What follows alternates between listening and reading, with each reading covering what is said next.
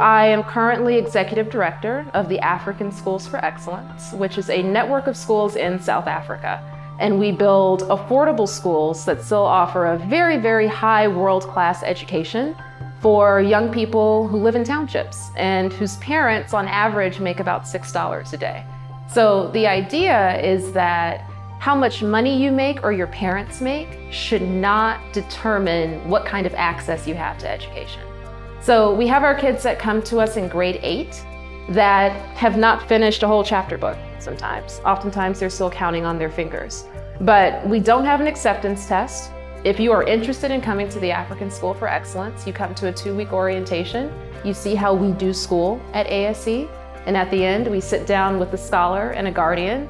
HIV is still a problem in parts of South Africa. So sometimes a guardian for a scholar might be an older sister or an older brother or a granny that took them in.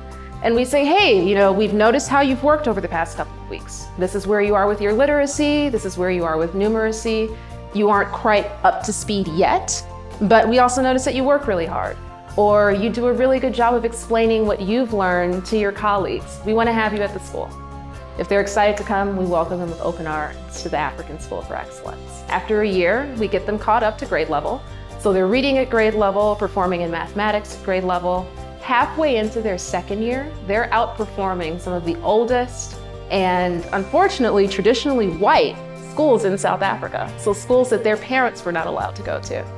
They're getting those same standardized test scores. But that's not what I think makes a really good scholar or a competent young person. I'm excited about what they're learning socially and emotionally, how they're practicing collaboration and creativity and working with others and expressing what they learn in their own words. That's what I think makes an African School for Excellence scholar.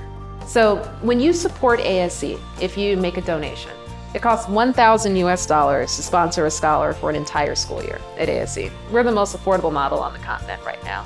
So when you make that charitable donation to ASE, it's not transactional. You aren't just writing a check and then getting an update from the schools. We expect you to also be an ambassador for a reimagine type of education. So even if you aren't in South Africa, we want you to share this new idea of what schooling can be like in whatever city you're in. Make those demands to your school board members. Talk to your teachers in meaningful ways. And we hope that the same way that we teach at ASE and the high expectations that we have will be contagious and happen in different parts of the world. I mean, it's not just kids that come from townships that have poor parents and want a high quality education. That was a problem where I grew up in South LA. That's a problem in Brooklyn. It's a problem in Detroit. And I think that because we have built a model that's successful in a place like South Africa, if it can work in South Africa, I personally think it can work in different parts of the world. There are all sorts of societal, economic, and political issues that make South Africa sometimes a tough place to have an innovative model like the African School for Excellence. But the fact that we've been going strong for this many years reminds me that we can do this in different communities. So maybe there'll be an African School for Excellence Arts District one day.